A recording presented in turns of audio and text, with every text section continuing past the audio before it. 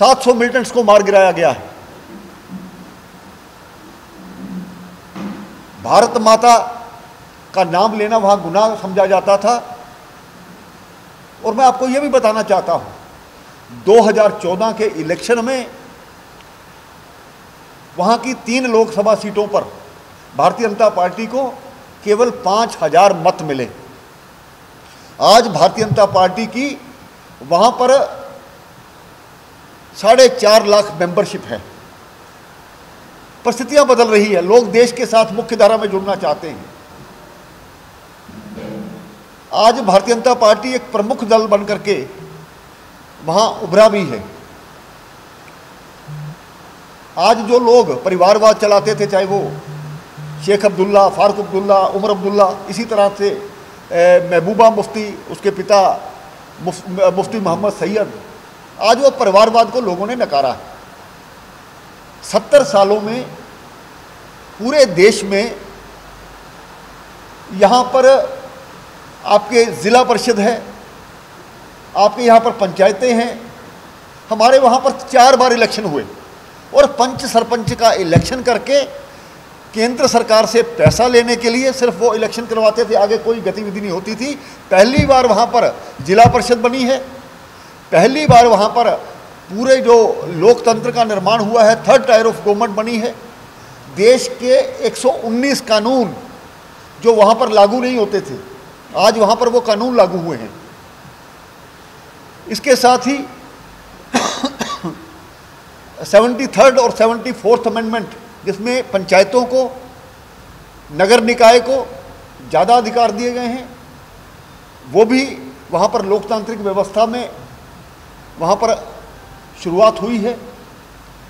जम्मू कश्मीर में जो आज़ादी का अमृत महोत्सव, 75 साल भारत की आज़ादी के, घर घर झंडा जो एक अभियान लिया गया है केंद्र सरकार द्वारा, मुझे विश्वास है कि वहाँ पर जो लोग डरते थे, छुपते थे इन आतंकवादियों से, आने वाले 15 अगस्त तक सभी घरों में ये झंडा लहराएगा। इस प्रकार का वातावरण जम्मू कश्मीर में बना है। पिछली सरकार ने, जब उनका पूर्ण बहुमत था, जो फारूक अब्दुल्ला की सरकार थी, उन्होंने एक कानून पास किया कि जो पाकिस्तान से आकर के जिन लोगों की ज़मीनें, जिनके मकान यहाँ पर हैं, यहाँ पर आकर के ले सकते हैं। इस प्रकार के कानून के लिए भारतीय जनता पार्टी ने काफ़ी हद तक जद्दोजहद की, उसका परिणाम उस कानून को निरस्त किया गया।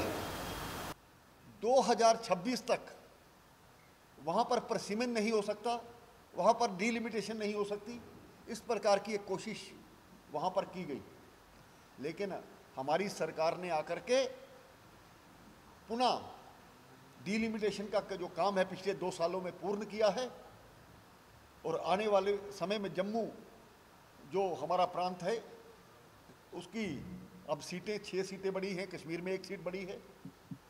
बहुत देर से जो जम्मू और लद्दाख के साथ भेदभाव किया जाता था, इसीलिए एक मांग उठी थी कि यूटी बनाई जाए। लद्दाख को अलग से यूटी का दर्जा मिलना अपने आप में एक बड़ा महत्वपूर्ण है। लोग वहाँ के खुश हैं।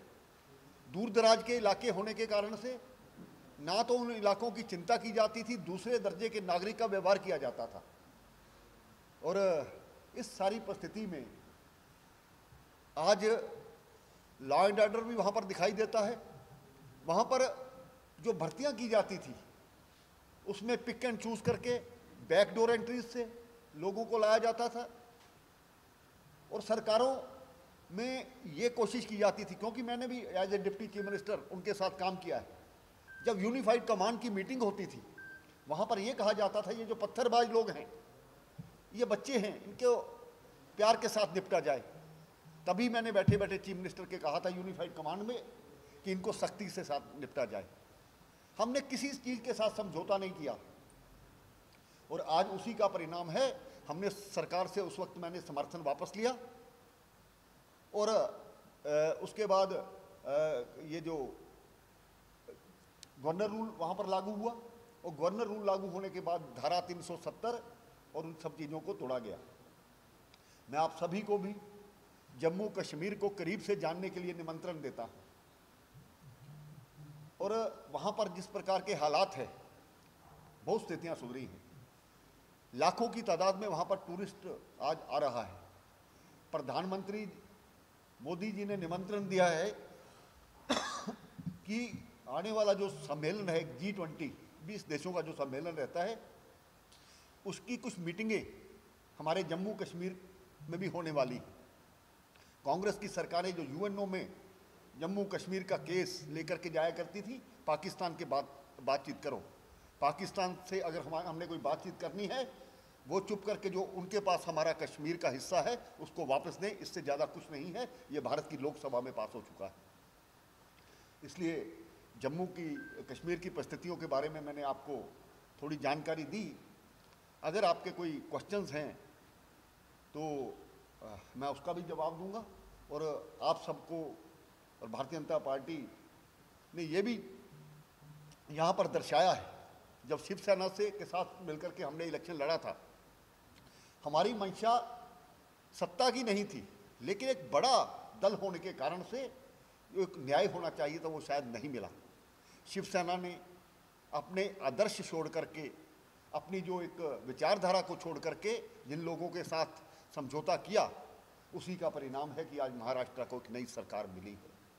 आने वाले वर्षों में ये तरक्की के पथ पर महाराष्ट्र चलेगा, ऐसी भी मैं उम्मीद करता हूँ।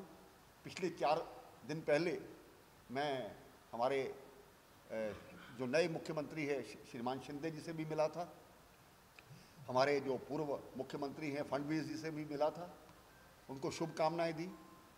और मुझे लगता है कि ये सरकार जितना भी इसका कार्यकाल रहा है, एक मिलजुल करके अच्छे वातावरण में अपनी विचारधारा को लेकर के सरकार चलेगी, ऐसी मैं उम्मीद करता हूं। आपका बहुत बहुत धन्यवाद। 770 में से 370 हटने के बाद क्या बदलाव जनसामान्य की परिस्थिति में हुआ है? खाली दंगे कम हुए ये दिखने के लिए ठीक है, लेकिन जनसामान्य के हित में हुआ है ऐसा उनको लग रहा है? देखिए, नंबर 1, जो भारत सरकार की जो इस वक्त स्कीम्स हैं, उन सभी का लाभ यहाँ पर मिलता है। जम्मू कश्मीर का हर नागरिक आयुष्मान कार्ड के साथ जुड़ा है, चाहे वो अमीर हो चाहे वो गरीब हो। नंबर 1,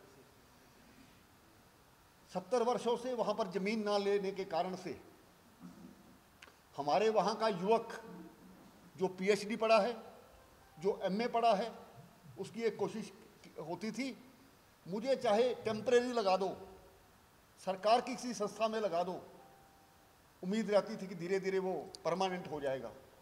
वहाँ पर इस प्रकार के माहौल के कारण से ना तो बाहर से कोई इन्वेस्टमेंट हुई, इस प्रकार के माहौल के कारण से वहाँ इंडस्ट्री बड़ी नहीं लगी।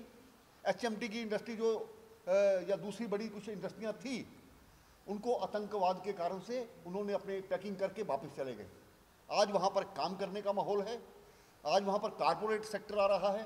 पिछले दिनों आपके यहाँ से ही, मुंबई से ही, क्योंकि ये एक हमारी इकोनॉमिक राजधानी भी इसको समझा जाता है, यहाँ से रियल एस्टेट के कुछ लोग गए थे। एक आपके बांदेलकर साहब हैं, साहब वो